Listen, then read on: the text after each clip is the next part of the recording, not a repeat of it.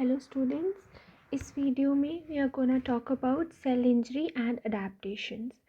So first हमें ये जानना है कि cell injury होती क्या है. उसके लिए just see this I am drawing a normal cell. This is a normal cell और यहाँ पे क्या है, ये stress है. ये stress physical stress हो सकता है या ये stress chemical हो सकता है. ठीक है. अब ये स्ट्रेस जो है ये इस नॉर्मल सेल पे एक्ट किया. जब ये स्ट्रेस नॉर्मल सेल पे एक्ट किया तो ये नॉर्मल सेल ने क्या किया, इसने अडेप्ट करने की कोशिश की इस स्ट्रेस को. ठीक है. अब फॉर एग्ज़ाम्पल ये स्ट्रेस और इंक्रीज़ हो रहा है. ठीक है. ये स्ट्रेस कॉन्टीन्यूसली इंक्रीज़ हो रहा है. अब ये नॉर्मल सेल की कैपेसिटी से बहुत ज़्यादा हो चुका है. तो जब ये कैपेसिटी से एक्सीड कर जाएगा तो जो सेल है, ये नॉर्मल सेल है, अब वो अडेप्ट नहीं कर पाएगा. तो अगर ये नॉर्मल सेल अडेप्ट नहीं कर पाया तो फाइनली क्या होगा, इस सेल में सेल इंजरी हो जाएगी. ठीक है. और जैसे ही सेल इंजरी होगी इवेंचुअली क्या हो जाएगा, सेल डेथ. तो अगर आपसे कोई डेफिनेशन पूछे इंजरी की तो वो क्या है. So cell injury is injury to cell when stress exceeds cell's capacity या फिर एबिलिटी टू अडेप्ट. अब हम बात करेंगे कॉजेज़ ऑफ सेल इंजरी के बारे में. Causes of cell injury. अब बहुत सारे कॉजेज़ हो सकते हैं बट जो मोस्ट इम्पॉर्टेंट कॉज है वो क्या है, that is hypoxia. And you all know what is hypoxia, that is low oxygen delivery to tissue. अब अगर ऑक्सीजन कम है तो आप सबको पता है ETC में फाइनल एक्सेप्टर ऑफ इलेक्ट्रॉन कौन है, दैट इज़ ऑक्सीजन. सो अगर O2 कम हुआ तो क्या होगा, जो ऑक्सीडेटिव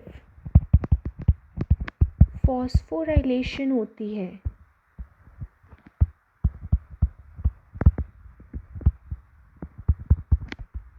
ये भी कम हो जाएगी.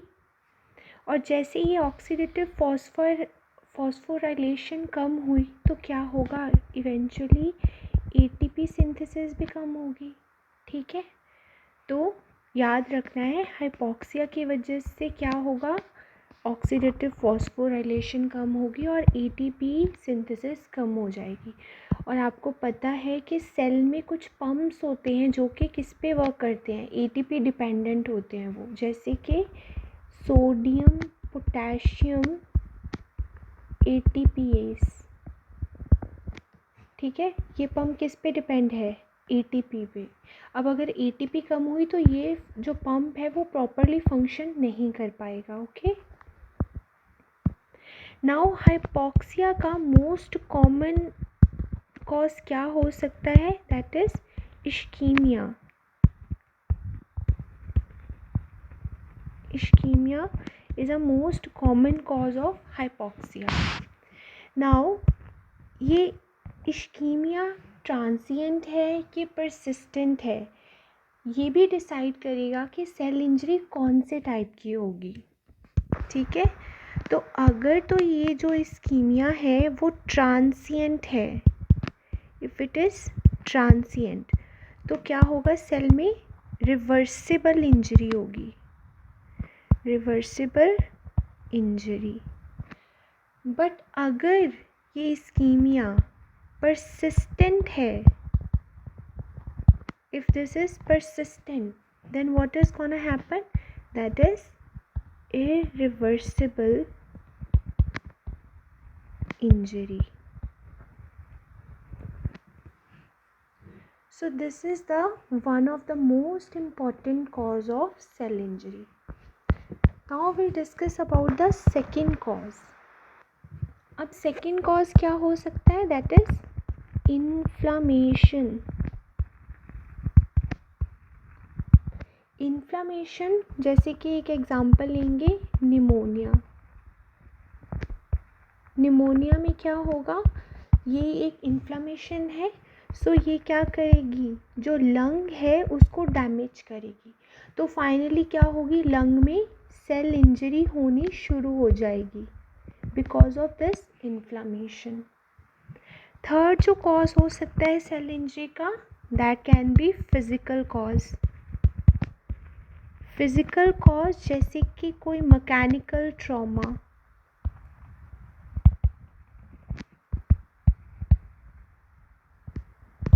जैसे कि कोई रेडिएशन. ओके. फोर्थ कॉज जो है that is chemical cause. Chemical cause में कोई ड्रग्स आ सकते हैं, कुछ स्ट्रॉन्ग एसिड बेसिस आ सकते हैं, कोई टॉक्सिन्स आ सकते हैं. ठीक है, तो ये क्या है? Chemical cause.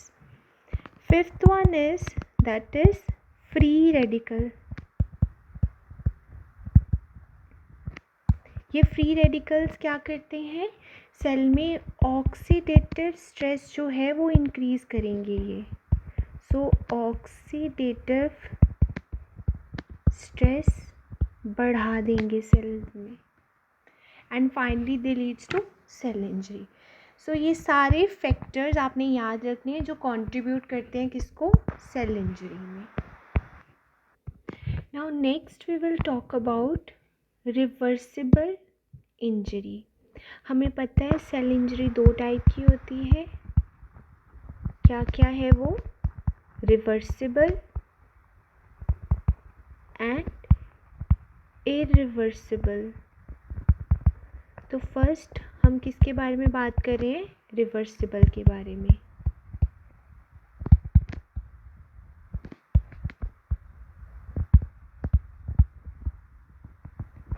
तो जैसे कि आप इस डायग्राम में देख सकते हो, ये क्या है? हमारा नॉर्मल सेल है और ये सेल में क्या हो रही है? Reversible cell injury.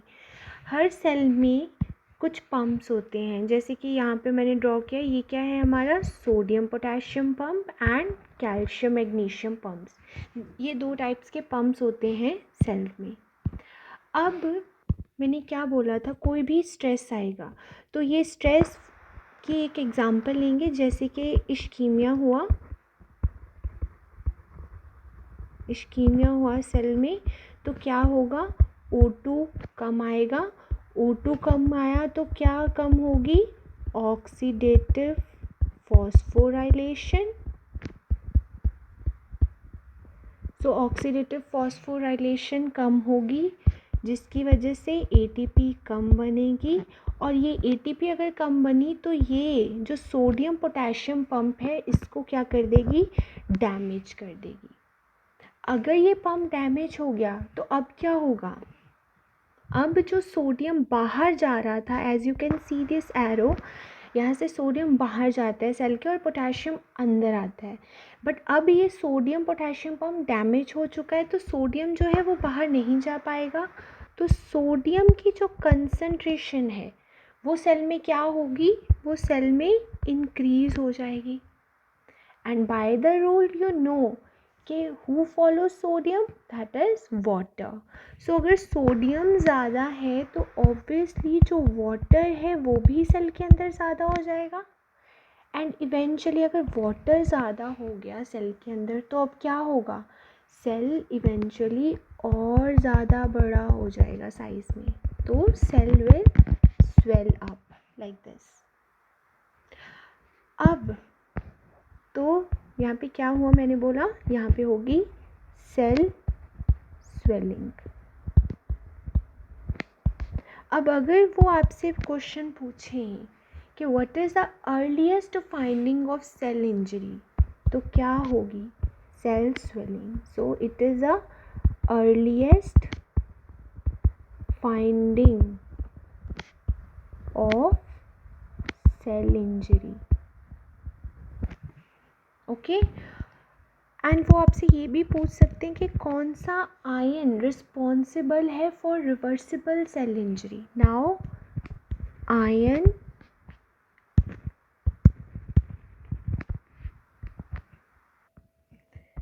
Responsible for cell injury, mainly यहाँ पे लिख लीजिए रिवर्सिबल। रिवर्सिबल सेल इंजरी वो क्या है, that is sodium ion. Okay, so ये कुछ इम्पॉर्टेंट क्वेश्चन है रिगार्डिंग टू दिस। अब जैसे सेल स्वेलिंग हुई तो आगे क्या होगा। अब आपको पता है कि सेल के अंदर ऑर्गेनेलिज होती हैं, ठीक है। तो मैं मोस्ट इम्पॉर्टेंट 2 ऑर्गेनेलिज के बारे में बात करूँगी। First one is mitochondria and other one is endoplasmic reticulum. तो फर्स्ट माइटोकॉन्ड्रिया में जैसे कि आपको पता है सेल में अब वाटर एक्यूमुलेट हुआ, जिसकी वजह से सेल में कौन से चेंजेस आए, hydropic changes. Hydropic changes are there.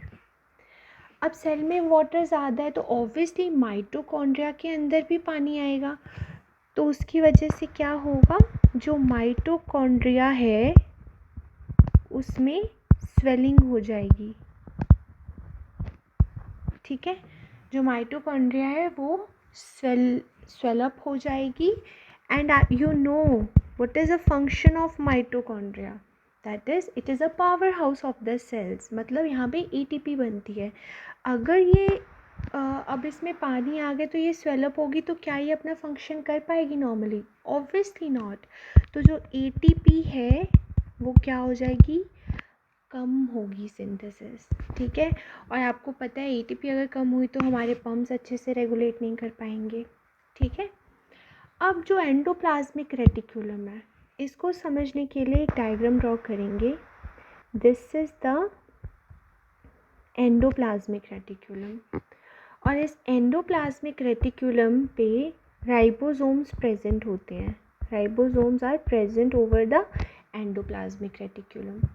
अब मैंने बोला ऑब्वियसली पानी अगर सेल में है तो ये ऑर्गेनेली के अंदर भी आएगा, जिसकी वजह से जो अब एंडोप्लाज्मिक रेटिकुलम है इसकी भी क्या हो जाएगी, स्वेलिंग हो जाएगी, ठीक है।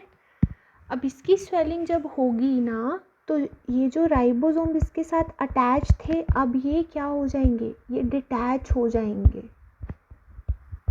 ओके।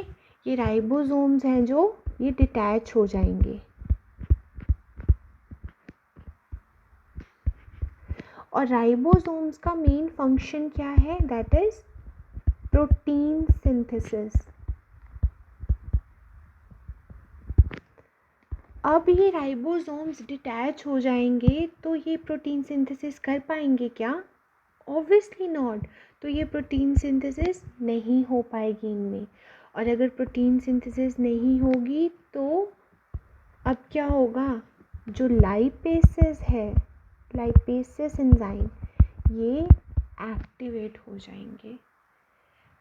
जब लाइपेस एक्टिवेट होता है तो ये क्या करेगा, ये जो ट्राइग्लिसराइड्स है उसको ब्रेक करेगा फ्री फैटी एसिड्स में, ओके।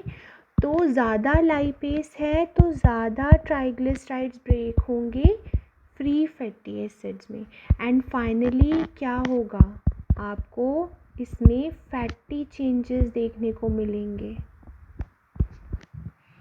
ओके। अब वो आपसे पूछेंगे कि reversible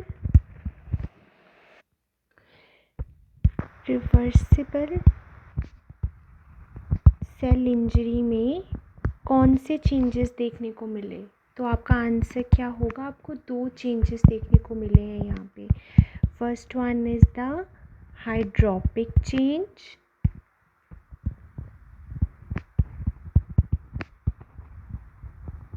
and other one is the fatty changes, okay। तो ये आपको याद रखना है related to the reversible injury. अब हम बात करेंगे इरिवर्सिबल इंजरी के बारे में।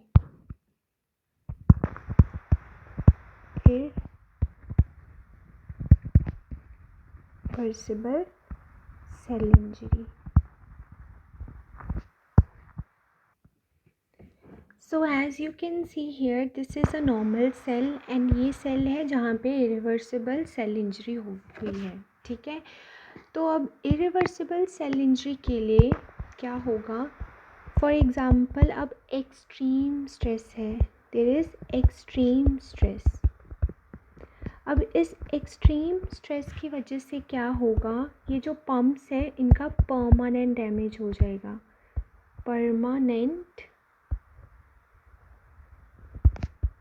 Damage of pump will occur. अब अगर इन पम्प्स का परमानेंट डैमेज हो गया, मोस्ट कॉमनली जो पंप यहाँ पे इन्वॉल्व होता है that is calcium magnesium pump. तो ये वाला पंप है, ये डैमेज हो गया, ओके, ये पंप डैमेज हो गया। तो जनरली ये कैल्शियम बाहर जा रहा था, अब ये कैल्शियम बाहर नहीं जा पाएगा, तो ये कैल्शियम जो है ये सेल के अंदर एक्यूमुलेट हो जाएगा, ठीक है। अब ये जो कैल्शियम था ये वैसे तो बाहर जाना चाहिए, अब ये सेल के अंदर है, तो ये क्या करेगा फर्दर, ये दो चीज़ें करेगा। एक और चीज़ आपने याद रखनी, जैसे कि हमने इरिवर्सिबल इंजरी में पढ़ा था कि कौन सा आयन रिस्पॉन्सिबल है फॉर रिवर्सिबल इंजरी। अब इरिवर्सिबल इंजरी के लिए अगर वो आपसे पूछे तो कौन सा आयन रिस्पॉन्सिबल है इसके लिए, that is calcium. So calcium is the ion that is responsible for the irreversible cell injury. अब यहाँ देखिए, हमने कहा कैल्शियम सेल के अंदर ज़्यादा हो गया है, वो बाहर नहीं जा पा रहा, तो ये कैल्शियम क्या करेगा, फर्स्ट ये कैल्शियम एक्टिवेट करेगा कुछ एंजाइम्स को, एक्टिवेट्स एंजाइम्स। अब कौन कौन से एंजाइम्स को ये एक्टिवेट करेगा, first one is proteases, second is phospholipases, third one is endonucleases या फिर DNAs, ओके। तो ये एंजाइम्स क्या होंगे, एक्टिवेट होंगे। नाउ प्रोटीएस क्या करेंगे, जब प्रोटीएसेस जो एंजाइम है ये एक्ट होंगे तो ये क्या करेंगे, फर्स्ट ये डैमेज कर देंगे साइटोस्केलेटन ऑफ प्रोटीन्स को, they damages cytoskeleton of protein. And as you know proteins क्या है, बिल्डिंग ब्लॉक है हमारे ह्यूमन बॉडी के। तो अगर प्रोटीन्स डैमेज हो गए, इसका साइटोस्केलेटन डैमेज हो गया, तो ऑब्वियसली जो सेल का आर्किटेक्चर है वो भी लॉस्ट हो जाएगा। सो इवेंचुअली क्या होगा, cell architecture will be lost, okay. अब सेकेंड एंजाइम जो एक्टिवेट हो रहा है that is phospholipase.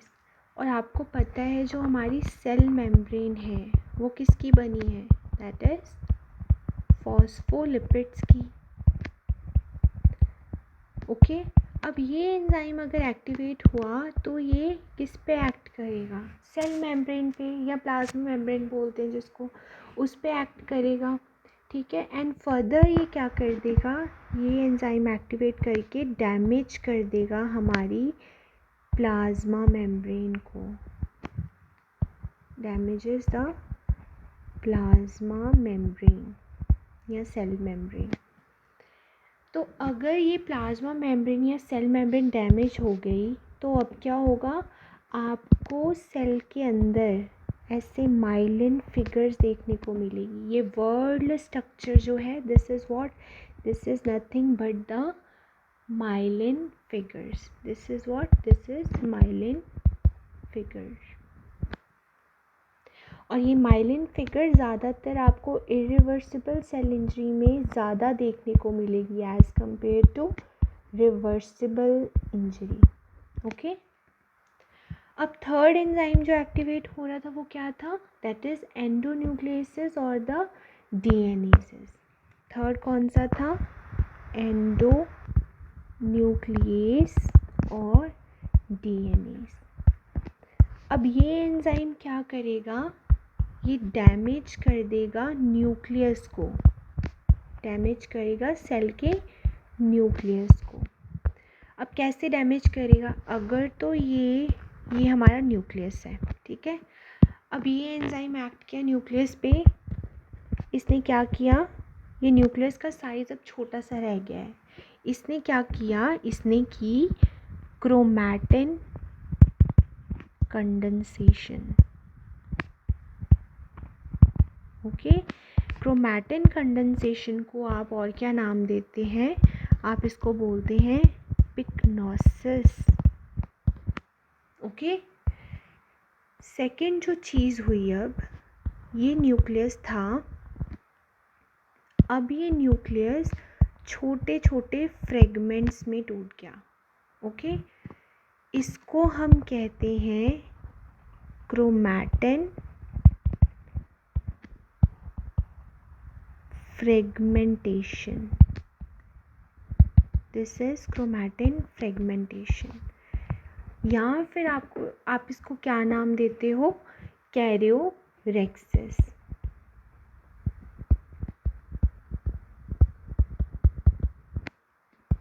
Okay, this is कैरियोरेक्सिस।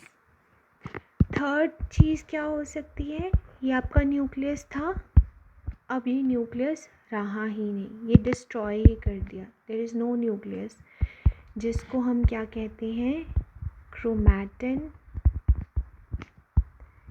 Dissolution, या फिर इसको हम साइंटिफिक टर्म क्या देते हैं, that is karyolysis. Okay, so ये 3 एंजाइम्स एक्टिवेट करके ये थिंग्स कॉज करेंगी। अब सेकंड क्या होगा, पहले तो इसने एक्टिवेट किया कुछ एंजाइम्स को, अब सेकेंडली क्या होगा, कैल्शियम ज़्यादा है सेल के अंदर, तो ये कैल्शियम माइटोकॉन्ड्रिया में भी तो जा सकता है ना, ठीक है। तो माइटोकॉन्ड्रिया में क्या होगा, ये कैल्शियम आएगा, ओके, और यहाँ पे डिपॉजिट हो जाएगा, ठीक है। तो माइटोकॉन्ड्रिया में आपको क्या देखने को मिलेगा, डिपोजिशन ऑफ कैल्शियम। अब जब डेपोजिशन हो गई कैल्शियम की माइटोकॉन्ड्रिया में, इसको हम क्या कहते हैं, दैट इज लार्ज एमोर्फस और फ्लॉक्यूलेंट डेंसिटीज। सो ये बहुत इम्पॉर्टेंट फीचर है किसका, इरिवर्सिबल सेल इंजरी का। ये आपको देखने को मिलेगा रिवर्सिबल में भी, बट वहाँ पे लार्ज नहीं, वहाँ पे स्मॉल एमॉर्फस डेंसिटीज़ होती हैं। सो ये याद रखना है कि रिवर्सिबल में ज़्यादातर आपको स्मॉल एमॉर्फस डेंसिटीज़ देखने को मिलेंगी, बट अगर हम इरिवर्सिबल की बात करें तो यहाँ पे आपको लार्ज एमॉर्फस डेंसिटीज़ देखने को मिलेंगी। ओके, एक और चीज़ जो आपने याद रखनी है, ये जो पिक्नोसिस है ना, पिक्नोसिस बोथ रिवर्सिबल और इरिवर्सिबल में भी हो सकती है, ठीक है। बट अगर पिक्नोसिस के साथ न्यूक्लियर श्रिंकेज है, तो ये आपको सिर्फ ये एक पर्टिकुलर फीचर है किसका, इरिवर्सिबल का, ठीक है, इरिवर्सिबल इंजरी का फीचर है ये। वैसे पिक्नोसिस दोनों में देखने को मिल सकती है, इरिवर्सिबल में भी और रिवर्सिबल में भी। ओके, अब जस्ट सी दिस फिगर, ये जो फिगर है यहाँ पे आपको ये ब्लैक कलर का डिपोजिशन दिख रहा है ना, ये क्या है? This is nothing but the amorphous densities in the mitochondria. Okay, अब ये फिगर यहाँ पे आपको ऐसे वर्ल्ड स्ट्रक्चर देखने को मिल रहा है ना, देखो ये स्पाइरल सा स्ट्रक्चर है, ये क्या है? This is the myelin figure. These are the myelin figures. ये स्ट्रक्चर देखिए, यहाँ पे जो न्यूक्लियस है वो नॉर्मल है, यहाँ पे देख सकते हो साइज़ जो है न्यूक्लियस का क्या है, ये नॉर्मल है. But if you see this one, this is what, छोटा न्यूक्लियस है, तो ये क्या है? This is pyknosis, sorry, this is pyknosis. Okay, अब यहाँ पे देखो, यहाँ पे आपको फ्रेगमेंट्स देखने को मिल रहे हैं, न्यूक्लियस के फ्रेगमेंट्स. सो ये क्या है? This is karyorrhexis. ओके, इस फिगर में आपको क्या देखने को मिल रहा है? यहाँ पे देखो न्यूक्लियस प्रेजेंट है ना, बट अगर आप इस पर्टिकुलर एरिया पे फोकस करो तो यहाँ पे आप देख सकते हो कुछ नहीं है, कोई न्यूक्लियस नहीं है. तो ये क्या है? This is karyolysis. Okay, so guys, this is all about the reversible and the irreversible cell injury, and thanks for watching this video.